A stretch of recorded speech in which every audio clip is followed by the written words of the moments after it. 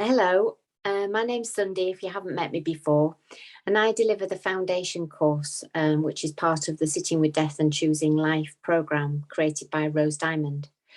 So in the foundation course, there's 8 sessions, and the second session is all around permission to grieve, and that I want to talk to in this short video here.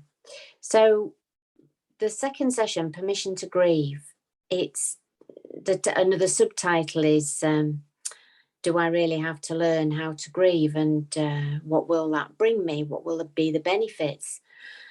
And when I look back on my life, there was parts of my life where I didn't realize that I lost something. So for me, grieving, I hadn't realized I hadn't been grieving for those smaller losses that I'd had as a child and as a young adult. And it wasn't until I was later in my life where I had a series of bigger losses all lumped together where I felt all at sea. I didn't know how to cope with my feelings. I didn't realize that this was part of life's journey, did a little all that. So when I look back, I can see, there's things that I didn't even realize were losses, like getting married. That didn't seem to me when I look, and there's a part of me that still doesn't think that that looks like a loss. And yet there is a loss. There's a loss to singledom, if you want to put it that way, and then, like leaving my family home, that was a loss. And I remember there were certain points in my life where I felt like I was having a nervous breakdown, that I wasn't coping. And now when I look back with the more information that I have now, I realise that I was grieving. But in the culture that I lived in, it was very much a get on and keep going and don't talk about your feelings very much, which I don't think is unusual in our culture. I think there is this thing around that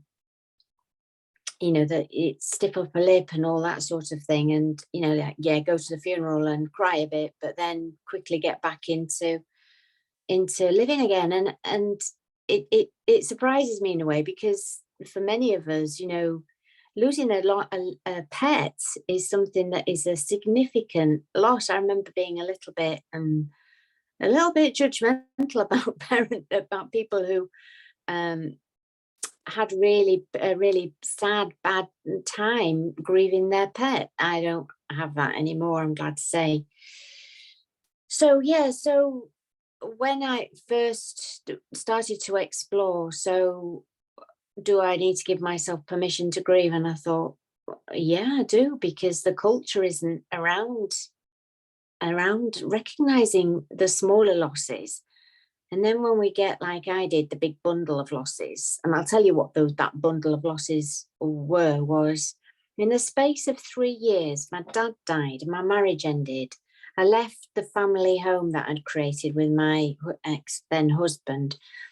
I had a series of jobs. I moved house various times. I had a boyfriend who committed suicide. And then to top it all off, my children estranged me. So I was holding it together for 3 years. And then in 2006, I just fell apart. Just the overload was immense. And because I hadn't really looked at what grief was, I hadn't looked at what loss was, and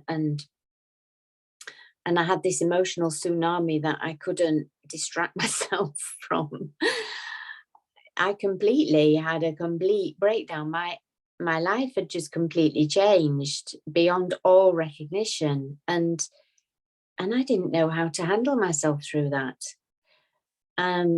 Through nobody's fault, like the culture that we live in is very much like, why would you get upset because you move in house? And there is some material out there now that actually does recognize that change is a loss, and loss incurs grief, and grief puts emotions into the body, and feelings and thoughts, and how to navigate that. We're very much left alone. In fact, a lot of us might go up to our GP and say, I'm not feeling well, and we might be given an antidepressant, when really we're in grief, we're in mourning, we're in sorrow, and it isn't talked about so readily.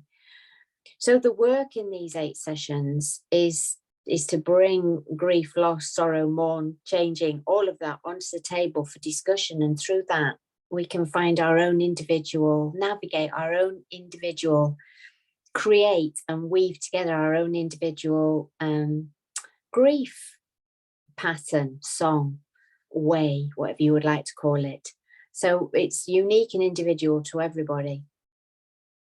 So the second session is focusing on permission to grieve, looking at my own limitations and misunderstandings around what grief is and what it isn't, and also the cultural soup that I sit within. So the micro and the macro together, looking at what gets in the way of us learning how to be good grievers, how to grieve well, how to be able to touch and be with those tender parts that feel very sore, and the isolation that can bring as well, if we're the only one, you know, that is grieving alone. So yeah, session 2.